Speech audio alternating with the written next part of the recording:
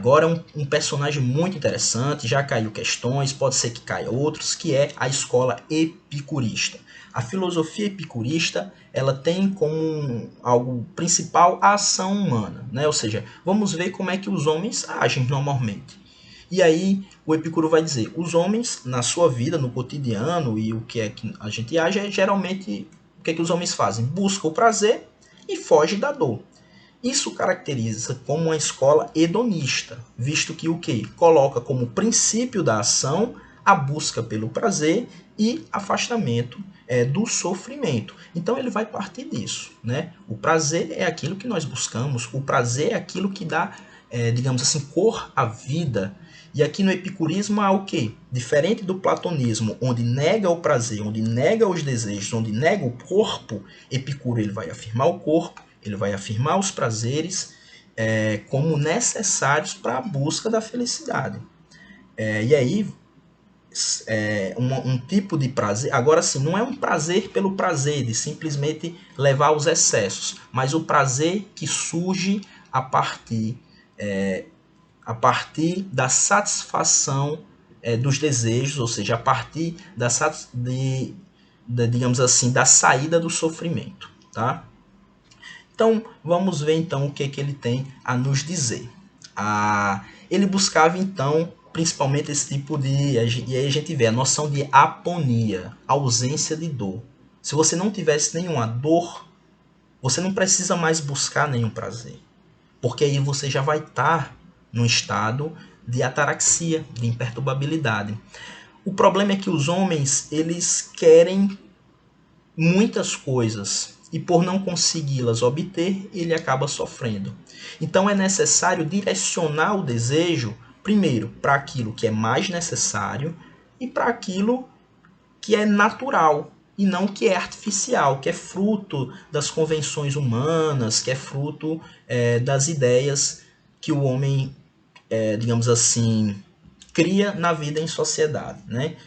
Então ele vai propor um exercício do desejo, que vai primeiro caracterizar os tipos de desejos e depois dizer qual é o mais interessante e qual você deve se afastar. Então, preste atenção nisso. Quais os tipos de desejos e de prazeres? Eu tenho primeiro os prazeres naturais e necessários. Ele vai dizer, ó, esse aí é o principal. Busque satisfazer esses tipos de desejos, que aí você já não vai ter mais problemas com sofrimento, né? Pelo menos sofrimentos a âmbito físico, fisiológico. Que é o quê? Prazeres naturais. Porque eles são naturais ao nosso corpo, tem a ver com o nosso funcionamento fisiológico. Sem eles a gente vai sofrer, como por exemplo um alimento, a água para beber, a habitação para morar. Na ausência desses, estamos o quê? Sujeitos a inúmeros sofrimentos do nosso próprio corpo. Então, prazeres naturais e são o quê? Necessário. Sem eles a gente não consegue viver. Depois eu tenho os prazeres que eles são naturais, né? São naturais, servem para o funcionamento da nossa fisiologia, do nosso corpo. Só que eles não são necessários. E aí vem a noção o quê? Do luxo, né? Quando você não quer só água para beber, você quer um suco de uva. É quando você não quer só uma comida mais simples, é quando você quer uma comida sofisticada. Ele vai dizer, ó, isso aí pode te levar a sofrimento, isso aí pode te levar a vício. E aí cabe você vigiar muito esse tipo de prazer, né? Porque ele também pode te trazer sofrimento. Você imagina que você está comendo uma comida muito gostosa, come muito, depois fica empachado. Aquilo, você saiu do prazer de comer uma comida muito gostosa para o sofrimento de estar muito cheio, né? Estourando. E um tipo de prazer, ele vai dizer, isso aí você corra, que é o prazer que ele não é natural, ele não tem a ver com a natureza de si, e ele não é necessário, ou seja, sem eles você consegue viver de boa. E aí são os tipos de prazeres que surgem com a vida em comunidade, né? Que é a questão da honra, é a questão do reconhecimento social, é a questão da riqueza.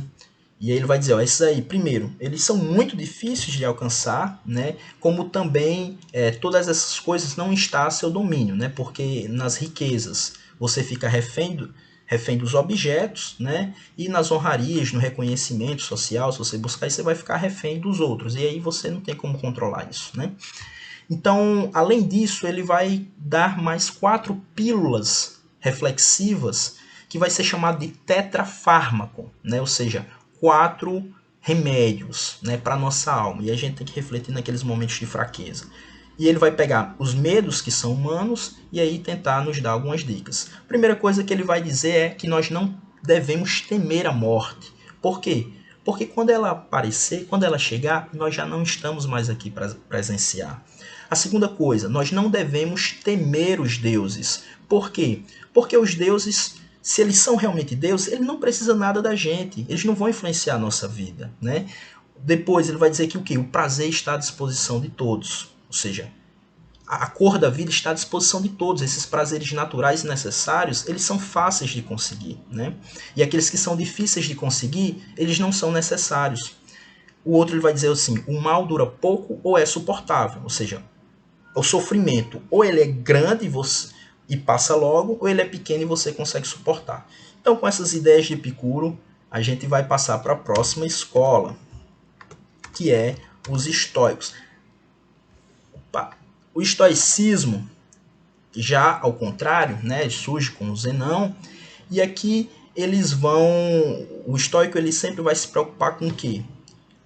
Que ele vai ter uma visão fatídica da vida, trágica da vida, no sentido de que não cabe a gente buscar o prazer porque muitas coisas não estão ao nosso alcance, à nossa liberdade. Nós temos que nos preocupar com aquilo com que nós podemos fazer, né? Ou seja, nós estamos num mundo onde nós não escolhemos nascer com a aparência que nós nascemos, nascer na família que nós nascemos, nascer num país, né, num país específico, como também nós não podemos escolher se nós passamos por uma crise econômica, se nós passamos por uma crise sanitária, por uma epidemia, né? Então, muito que está ao nosso redor são fatos que nós não temos poder sobre eles.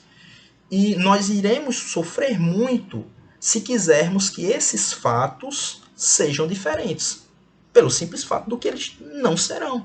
Né? Então é a aceitação daquilo que é, uma coisa que os estoicos chamam de amor fati, né? Um amor aos fatos.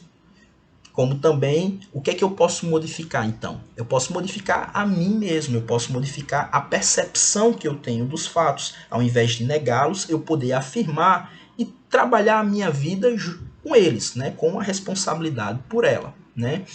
Então, primeira coisa, né? A noção da física, né? Que a física ela age por leis necessárias e universais. Né? Nós não temos muito domínio, né, nisso.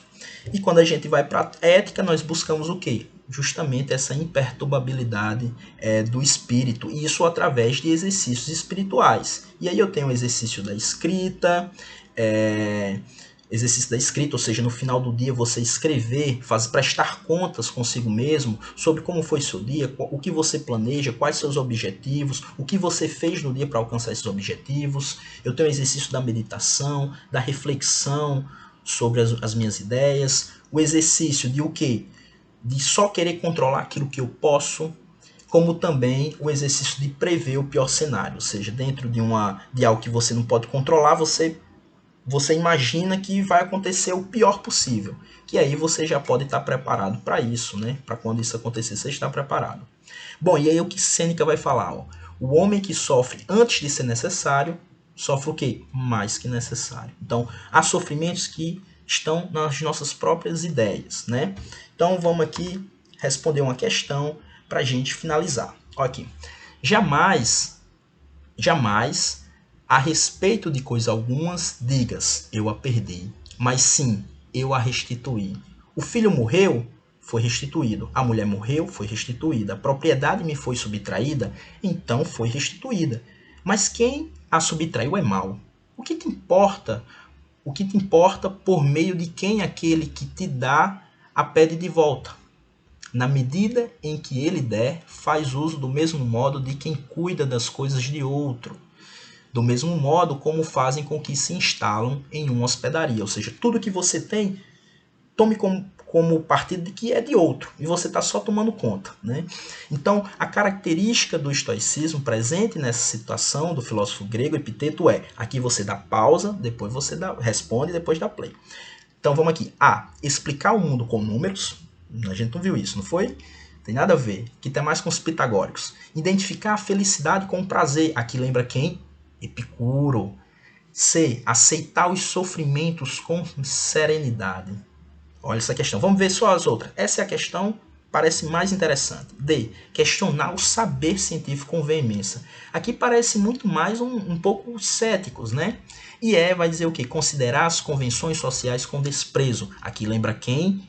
Exatamente, os cínicos, né? Então, qual é a mais corretinha? Letra C, aceitar os sofrimentos com serenidade, com paz de espírito. Então, quem acertou, parabéns. E vamos ver aqui. Questão C é realmente essa daqui. Vamos pular essa daqui, essa questão aqui. Tire pause, responda em casa e veja se acertou depois, tá? Já vou dar o gabarito. E por último, eu queria deixar uma pequena frase de Epicuro, que é o quê? Tu, que não és senhor do teu amanhã, não adies o momento de gozar o prazer possível. Consumimos nossa vida à espera e morremos empenhados nessa espera do prazer. Então, um abraço forte a todos vocês. Boa sorte para a prova. Precisando, estou aqui. Só me contactar aí em qualquer rede social. E tamo junto. Grande abraço e tchau.